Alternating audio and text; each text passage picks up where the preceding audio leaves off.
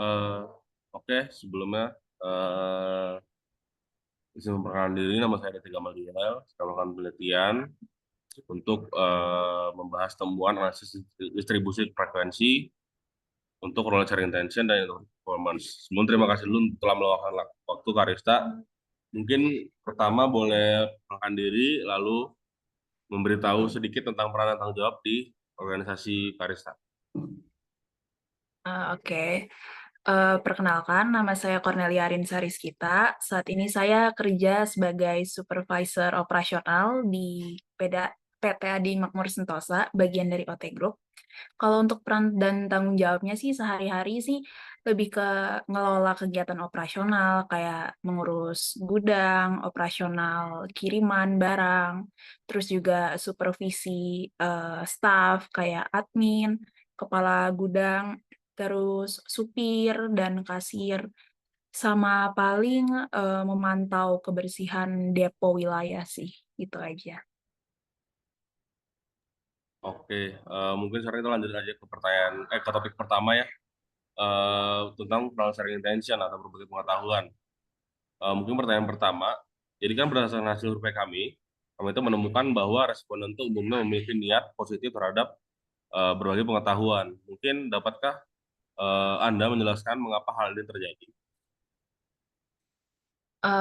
Tentu saja kayak berbagi pengetahuan itu kan, memiliki niat positifnya itu ya karena, dalam bekerja itu kan kita pasti kan butuh yang namanya kolaborasi di dalam lingkungan kerja. Jadi kita kerja tuh tidak hanya sendiri, tapi ada juga tim dan staf-staf yang mendukung kegiatan operasional sehari-hari di perusahaan. Kalau khususnya sih operasional di gudang sama distribusi itu ya, pastinya berbagi pengetahuan itu sangat positif dan kayak harus, dijalankan karena kayak itu tergantung juga kan pada kerja timnya itu. Jadi kalau kita berbagi pengetahuan kan pasti kan kayak seluruh proses operasionalnya kan bakal jadi lebih efisien, terus juga kesalahan bisa diminimalisir. Terus ya bisa untuk mempercepat adaptasi karyawan sih, gitu. Oke, lanjut ke pertanyaan kedua nih Kak Rista. Eh, jadi mayoritas responden kami itu menyatakan sangat setuju akan pernyataan terkait berbagai Iya. pengetahuan dan keahlian nih. Apakah menurut Anda alasan utama dari sikap positif tersebut?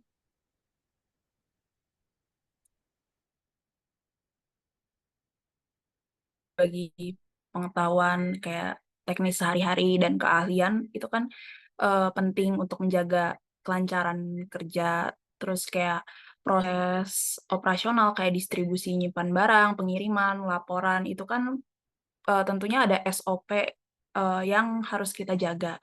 Oleh karena itu, berbagi keahlian sama pengetahuan itu nggak hanya membantu kita, tapi, membantu orang eksternal juga gitu, biar tidak menimbulkan hambatan, gitu sih. Oke, mungkin lanjut ke pertanyaan selanjutnya nih. Apakah ada praktik atau inisiatif organisasi tertentu yang mendorong berbagai pengetahuan? Oh iya ada, kalau di, OT Group sendiri itu ada organisasi namanya iCare. iCare itu khusus untuk, pelatihan atau training untuk semua staf. Jadi setiap bulannya itu, semua staf itu pasti ada training oleh iCare itu. Biasanya kalau admin trainingnya tentang SOP admin, kalau misalnya kepala gudang, SOP gudang, jadi beda-beda, sesuai kebutuhan. Selain, iCare, paling briefing sih, briefing SOP harian, terus juga kan, setiap harinya atau setiap minggu, setiap bulannya itu kan memiliki masalah yang berbeda-beda. Jadi kayak pastinya tuh SOP-nya itu akan terus berubah setiap saat gitu. Oke, lanjut ke pertanyaan keempat nih. Seberapa efektif praktik-praktik ini dalam mendorong budaya berbagi di organisasi Karista nih? Eee, Cukup efektif sih. Jadi kan, karena praktek-praktek ini kayak umumnya udah dijalankan setiap bulan atau setiap ada kasus-kasus tertentu. Jadi, kita tuh terbiasa, kalau misalkan ada sesuatu, kita tunggu informasi dulu yang pasti yang dari pusat. Terus juga kan efektif, jadi, saling antara anggota tuh bisa saling, memberitahu satu sama lain. Kan kayak kerjasamanya itu kan sangat penting ya untuk operasional ini, gitu sih. Untuk pertanyaan selanjutnya, jadi tanggapan responden pada item KS1, KS2, KS4 itu menunjukkan bahwa kesediaan untuk berbagi laporan kerja manual dan keahlian. Apa saja hambatan atau tantangan yang mungkin menghambat kesediaan untuk berbagi pengetahuan pada item-item tersebut?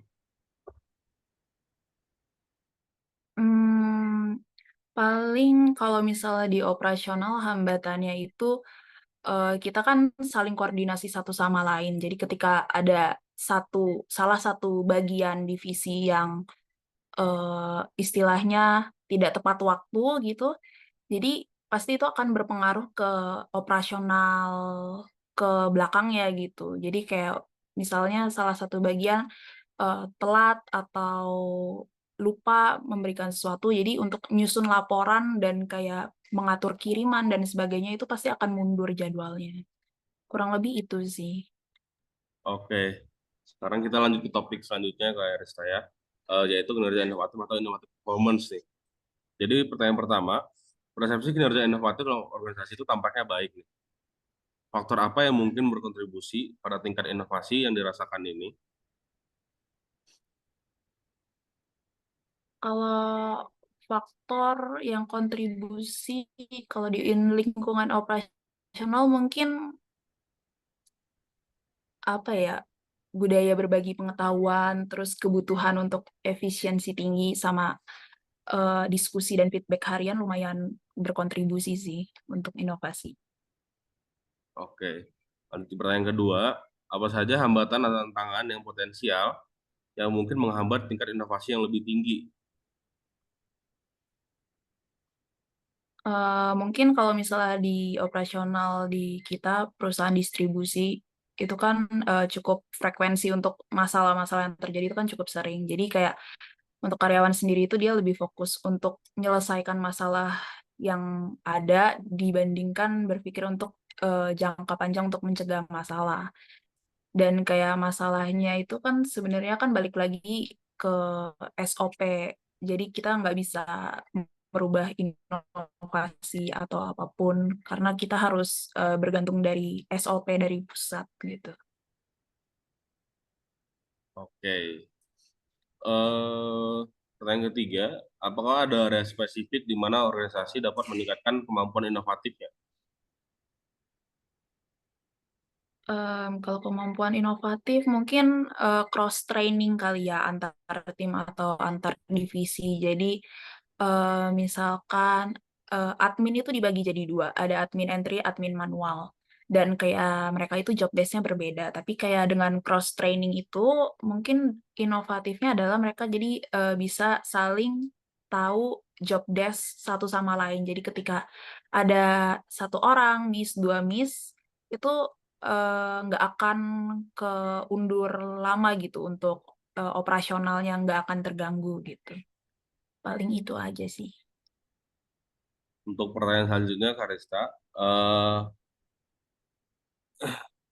strategi atau inisiatif apa yang dapat diimplementasikan untuk meningkatkan inovasi?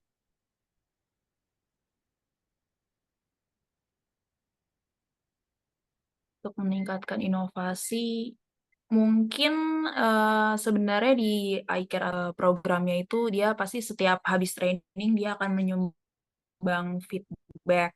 Paling, strategi untuk meningkatkan inovasinya kita bisa minta dari karyawannya itu kan proses operasional sehari-hari.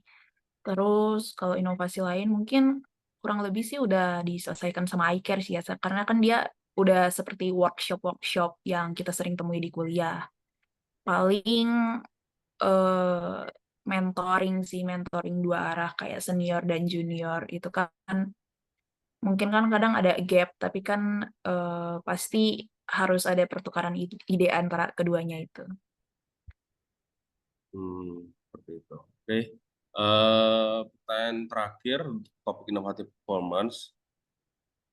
Inovatif performance, jadi di dalam penelitian kami itu ada item IP1 dan IP7 yang mana menunjukkan respon yang sangat tinggi atau sangat setuju nih, yang menunjukkan kinerja inovatif yang kuat dalam hal adaptabilitas dan peningkatan proses. Apa saja yang telah dilakukan organisasi untuk beradaptasi dan meningkatkan proses bisnis yang mengarah pada kinerja inovatif?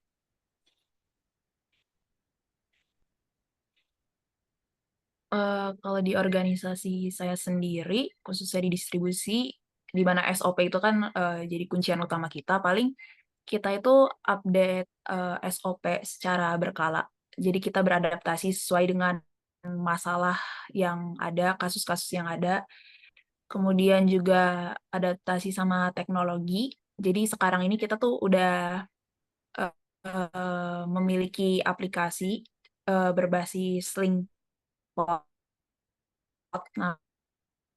namanya. Jadi semua barang, pengeluaran barang, retur, dan sebagainya itu sudah menggunakan Linkpot.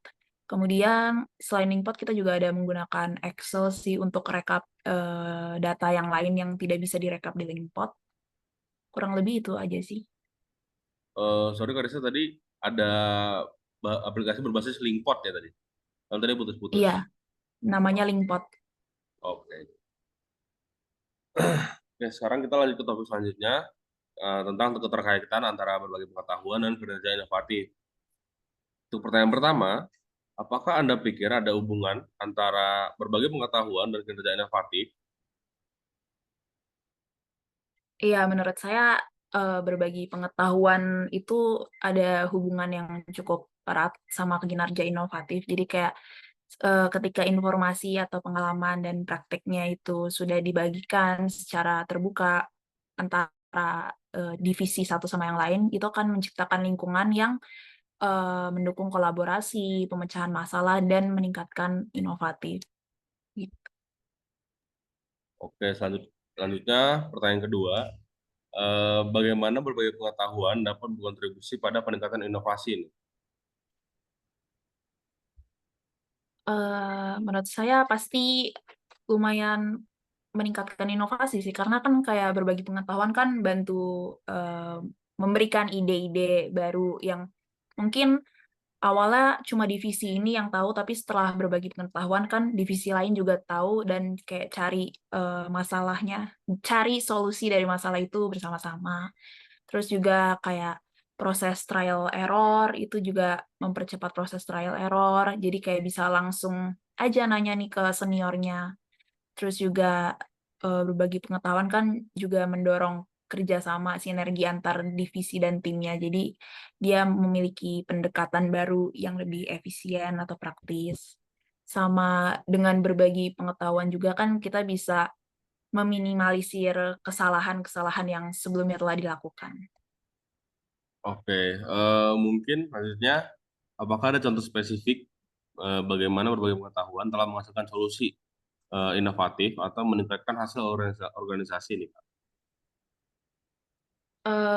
Mungkin misalnya ada masalah terlambat pengiriman barang karena dari gudangnya itu dia perhitungannya itu tidak sinkron gitu. Nah, salah satu cara untuk kita mengatasinya itu, yaitu kita sebagai admin atau yang memiliki basis data di komputer, itu kita, berbagi pengetahuan tentang stok yang kita punya di Linkpot itu kepada, kepala gudang saat dia mau, perhitungan barang, cek stok setiap hari, itu namanya opname gudang. Jadi kan setelah diterapkan begitu, jadi dia nggak usah hitung dulu baru dicocokin, tapi langsung aja dan kayak pastikan data-datanya kan udah pasti, nggak mungkin salah di Linkpot. Jadi itu proses untuk opname gudangnya itu lebih cepat sama kayak kesalahannya tuh minim gitu. Oke, pertanyaan selanjutnya, bagaimana menurut Anda kepemimpinan organisasi itu dapat lebih lanjut mempromosikan berbagai pengetahuan dan inovasi. Kepemimpinan ya. Paling kalau kaitan dengan kepemimpinan itu dia bisa mungkin memberikan penghargaan atau reward ke karyawan yang aktif, kasih solusi atau ide perbaikan, terus juga mungkin lebih ke knowledge sharing-nya itu sebagai agenda rutin, misalnya kayak semacam briefing setiap minggunya.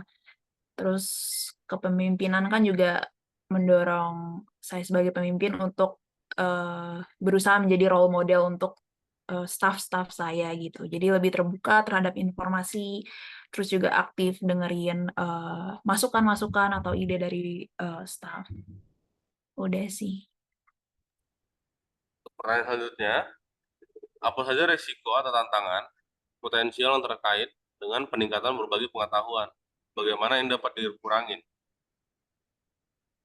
Kalau resiko sama tantangan itu kita kan punya akses data dari Linkbot itu datanya berbagai macam dan banyak.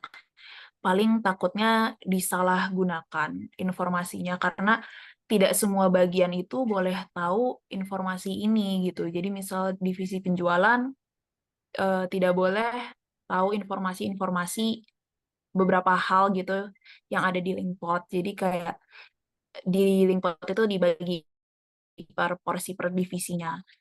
Paling kalau untuk, menguranginya sih sebenarnya balik lagi ke SOP ya, karena SOP itu kan udah diciptakan itu kan untuk, eee, membantu operasional berjalan lancar kan. Jadi balik lagi ke SOP sih. Untuk pertanyaan selanjutnya nih, eh, bagaimana kita dapat mengukur dampak berbagai pengetahuan dan inovasi pada kinerja keseluruhan organisasi?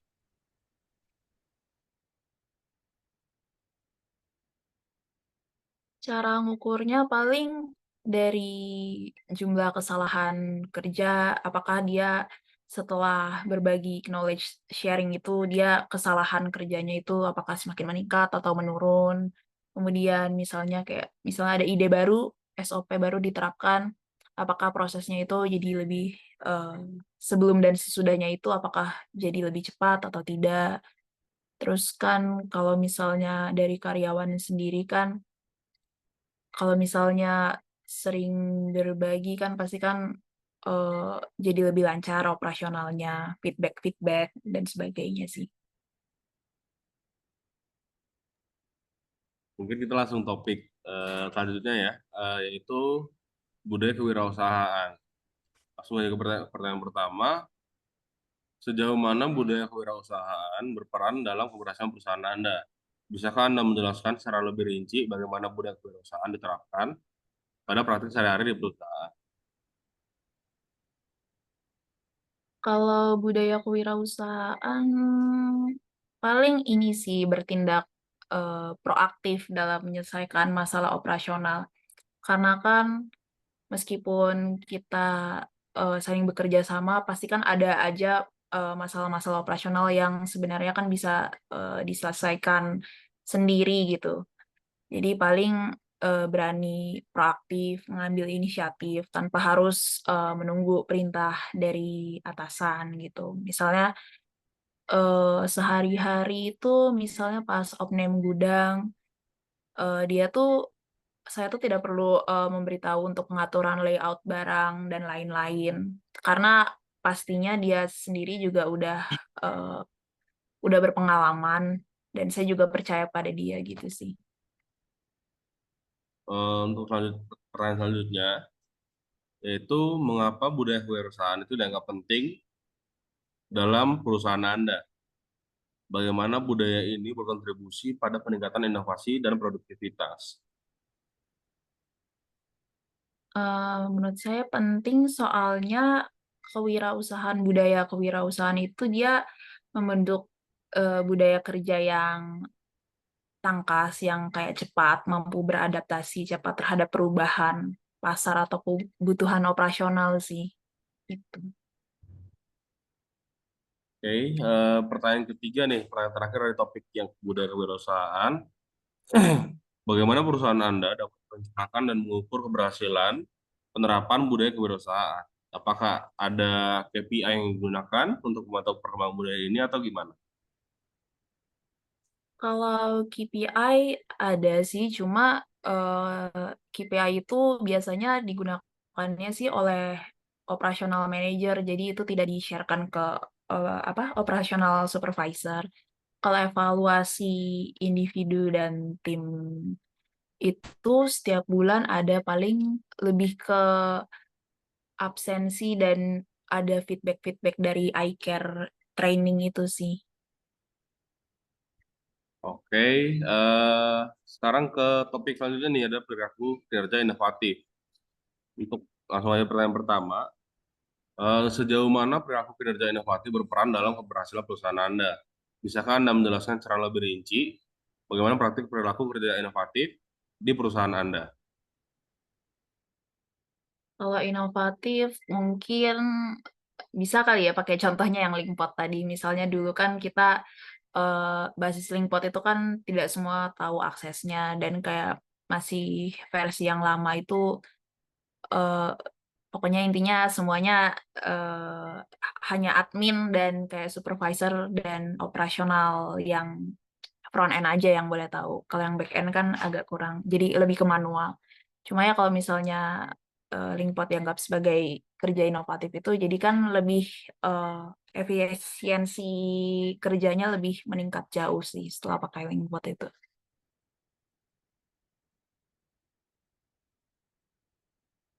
Untuk pertanyaan selanjutnya, mengapa perilaku kinerja inovatif dianggap penting dalam perusahaan Anda?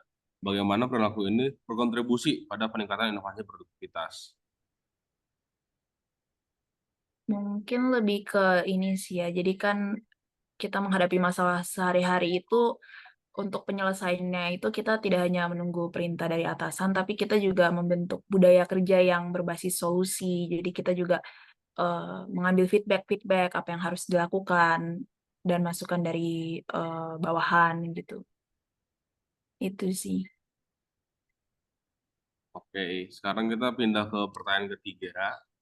Pertanyaan terakhir dari perilaku kinerja inovatif, yaitu bagaimana perusahaan Anda merencanakan dan mengukur keberhasilan penerapan perilaku kinerja inovatif.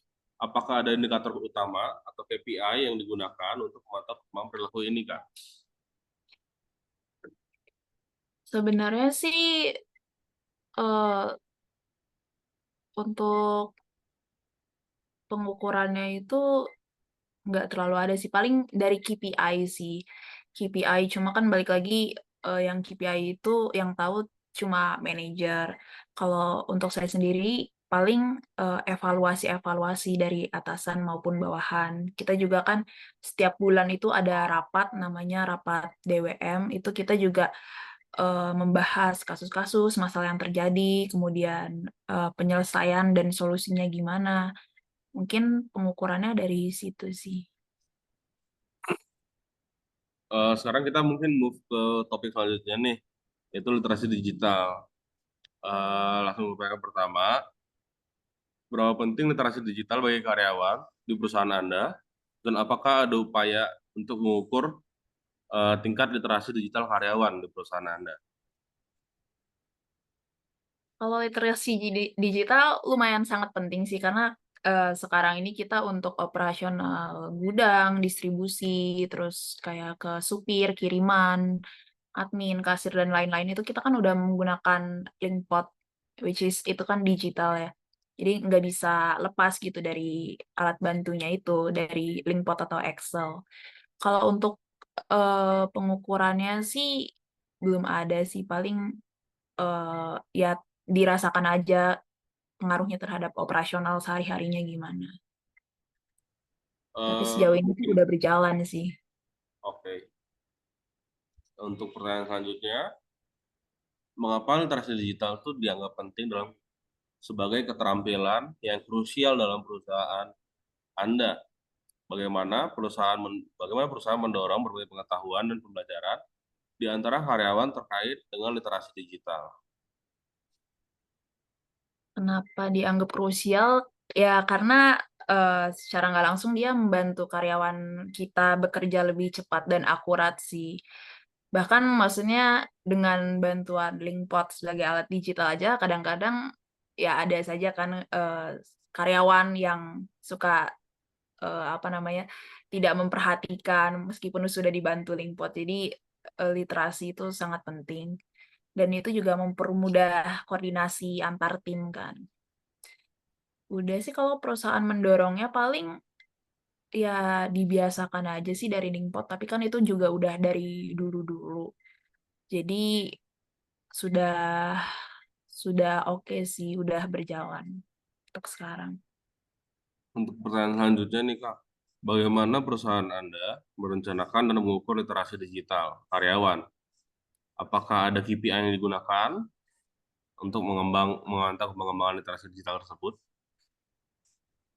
Kalau KPI sendiri nggak ada sih balik lagi, paling ke ini sih, apa, kalau misal cara ngukurnya kan misalnya kalau misalnya dia literasi digitalnya berjalan dengan lancar kan berarti harusnya dia ketika input, ketika entry orderan, entry stok barang, itu kan harusnya kan sudah sesuai. Cuma kan cara ngukurnya paling kan apakah dia ketika input atau entry orderan itu dia melakukan kesalahan yang signifikan atau tidak. Kemudian ada namanya kita opname gudang itu kan harus dilakukan setiap hari, apakah dia mengecek itu, di Linkpot atau tidak. Kemudian ada juga namanya opname faktur, itu kita ngecek, faktur-faktur atau nota-nota yang ada semuanya itu setiap minggu. Itu kan membutuhkan literasi digital. Dan kalau misalnya kelewat, ada reminder pasti dari, staf operasional manajernya. Jadi dia akan reminder kayak misalnya, "Depo Tasikmalaya, minggu ini belum melakukan opname faktur," gitu. Kurang Oh, lebih itu sih. untuk pertanyaan selanjutnya nih, pertanyaan terakhir dari literasi digital. Apakah ada contoh konkret dari praktik-praktik yang mendorong literasi digital di perusahaan Anda? Bisakah Anda berbagi pengalaman mengenai komunitas praktik atau inisiatif serupa yang telah berhasil nih, Kak? Yang telah berhasil, kalau praktiknya sih mungkin lebih ke, eee, kita tuh nggak hanya digital secara jadi digital datanya, tapi kita juga ada cetak atau print barang sebagai rekapan. Jadi misalnya ketika orang itu order, itu dia pasti ada yang namanya rekapan barang atau rekapan customer, dan itu harus diserahkan ke gudang dan sebagainya. Kemudian ada juga surat jalan yang, membantu operasional sehari-hari sih. Paling itu saja sih. Oke. Lanjut ke topik terakhir nih, Iya. tentang variasi regional dalam hubungan antara karyawan, antara budaya kewirausahaan dan perilaku kinerja inovatif. Untuk pertanyaan pertama, berdasarkan pengalaman Anda, apa apa yang membedakan wilayah dengan hubungan positif antara budaya kewirausahaan dan perilaku kinerja inovatif dengan wilayah yang tidak menunjukkan hubungan yang signifikan. Kalau misalnya wilayahnya positif, paling kan, dia kepemimpinannya itu kan terbuka dan suportif. Kalau misalnya negatif itu dia ada juga misalnya pemimpin yang dia tuh agak tertutup, jadi, cenderung mengambil keuntungan sendiri. Terus kayak kalau misalnya di lingkungan positif kan akses informasinya itu kalau misalnya terbuka gitu kan jadi otomatis akan lebih berjalan dengan lancar dong. Kalau misalnya, yang negatif kurangnya paling sih ada kayak kurangnya komunikasi antara atas bawah gitu, jadi kayak sering miskomunikasi. Terus paling kalau misalnya wilayah positif kan pasti kan timnya kan lebih kompak, saling dukung, dan saling backup satu sama lain kalau misalnya terjadi sesuatu hal gitu. Kalau misalnya Hmm. negatif kan pasti kan sering ada miskomunikasi, masalah. Dan mungkin karena minimnya penghargaan terhadap, apa, kontribusi personal gitu sih. Jadi kadang mungkin contoh ya, bisa aja ada karyawan, yang lebih senior, jadi dia, suka memperlakukan yang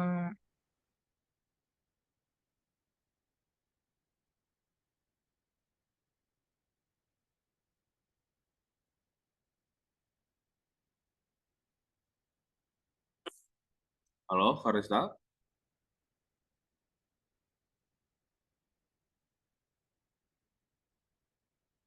Sepertinya sinyal lagi jelek. Halo? Udah aman? ada. Oke. Coba tadi boleh diulang nggak, Kak? Yang part terakhir ya tadi. Soalnya tadi tiba-tiba nge-lag. Oke, kalau misalnya yang terakhir kayak misalnya wilayahnya tuh hubungannya itu agak negatif gitu antara kewirausahaan sama kerja inovatif kan ya. Paling Betul. jadi misalnya ada karyawan yang senior itu dia terhadap juniornya itu tindaknya tuh semena-mena gitu, kayak jadi kurang menghargai juniornya. Kurang lebih seperti itu sih. Oke, oke. Untuk pertanyaan selanjutnya nih, apa faktor-faktor yang mempengaruhi perbedaan tersebut? Apakah ada faktor seperti kondisi regional, sektor usaha, atau infrastruktur yang berperan penting terhadap hubungan signifikan dan tidak signifikan tersebut? Kalau faktor-faktor paling sih akses ke pelatihan atau sumber daya digital, kemudian juga kalau sektor usaha lokal ada yang kayak mungkin lebih terbuka atau tidaknya. Kalau infrastruktur, teknologi mungkin pasti kan ada staff yang kayak dia lebih lebih canggih, bukan lebih canggih, apa ya, lebih tanggap, lebih mengerti lah tentang teknologi yang sekarang kita akses, gitu sih. Paling itu. Sekarang pertanyaan terakhir nih Kak dari wawancara kita sekarang. Apa yang dapat dilakukan untuk mendorong hubungan yang lebih positif antara budaya kewirausahaan dan perilaku kerja inovatif, terutama di wilayah yang tidak memiliki hubungan yang sorry, terutama di wilayah yang memiliki hubungan yang lemah. Paling lebih usahanya itu yang bisa dilakukan bangun komunikasi antar divisi yang lebih baik, yang lebih, apa, lebih erat gitu ya, lebih terbuka. Terus mungkin lebih ke, apa, akses pelatihan atau trainingnya itu mungkin lebih disosialisasikan untuk sering-sering ikut training yang disediakan oleh OT Group, terus juga harus dimonitoring. Kebetulan kan saya kan megangnya kan Garut Tasik, dan Pangandaran, which is itu antar deponya kan lumayan jauh, jadi harus sering-sering monitoring. Monitoring staff, monitoring Linkpot, monitoring kiriman, dan lain-lain. Kemudian paling, nanamin, budaya apresiasi sih terhadap, feedback-feedback dan masukan dari bawahan sih. Oke, terima kasih Karista atas waktunya. Kita sekarang udah di penghujung wawancara kita. Sekali lagi terima kasih Kak udah nyempetin waktunya untuk sebagai narasumber dari penelitian saya. Ya, makasih juga udah wawancara saya. Ya, terima kasih Kak.